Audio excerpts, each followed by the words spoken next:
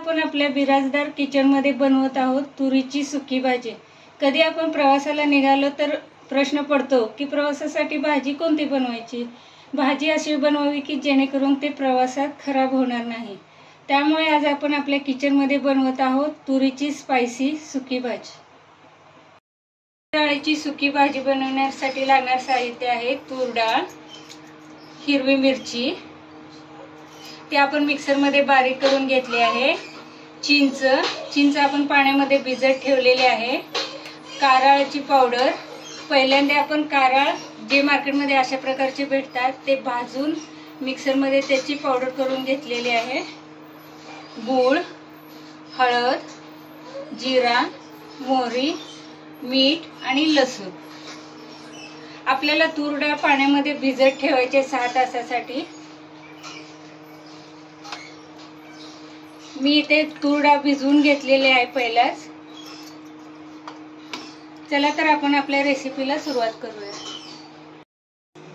चला तर मग आपण गॅसवरती एका कढईमध्ये तेल टाकून घेऊया।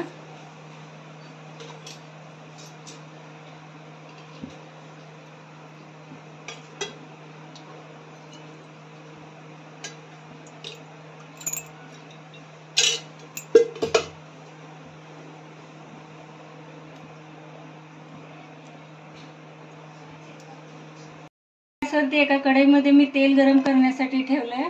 त्याच्यामध्ये आता जिरा टाकूया, मोहरी आणि बारीक करून घेतलेले लसूण घालूया। लसूण जिरे मोहरी व्यवस्थित गरम झाल्यानंतर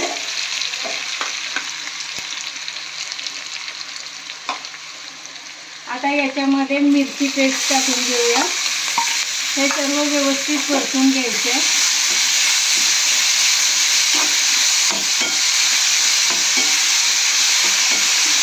आता याच्यामध्ये भिजवलेली तूर डाळ घालून घेऊया आपण।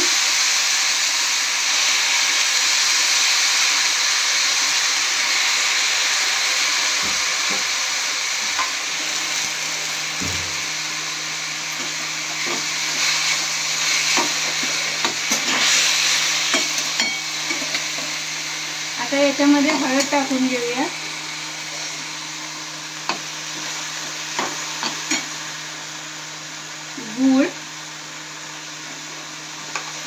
गूळ टाकल्यानंतर हे सर्व व्यवस्थित मिक्स करून घ्यायचं आहे।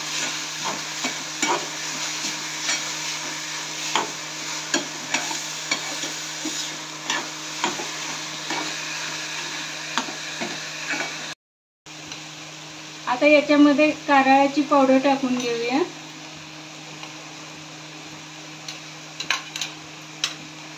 आणि जी चिंच भिजवली तेही याच्यामध्ये टाकून घेऊया।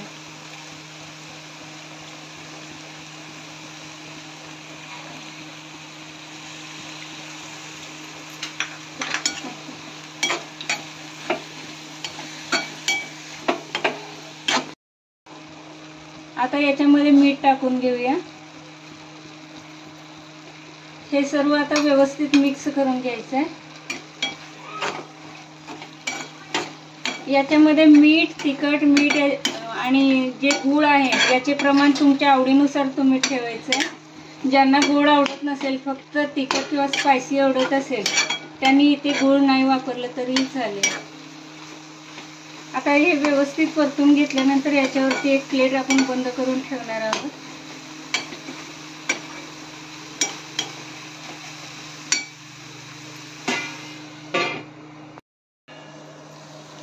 तुम्ही बघू शकता आपली भाजी तयार आहे।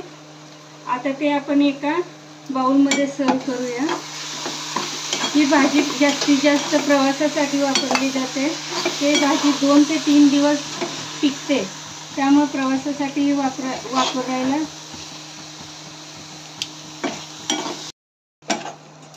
आपली भाजी तयार आहे। आता ते मी एका बाउलमध्ये सर्व करत आहे।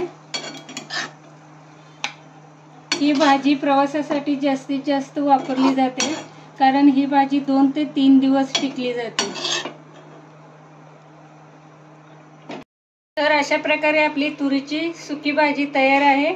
ही भाजी तुम्ही घरी जरूर बनवून बघा आणि टेस्टी करून बघा। तर अशा प्रकारे आपली तुरीची सुकी भाजी तयार आहे.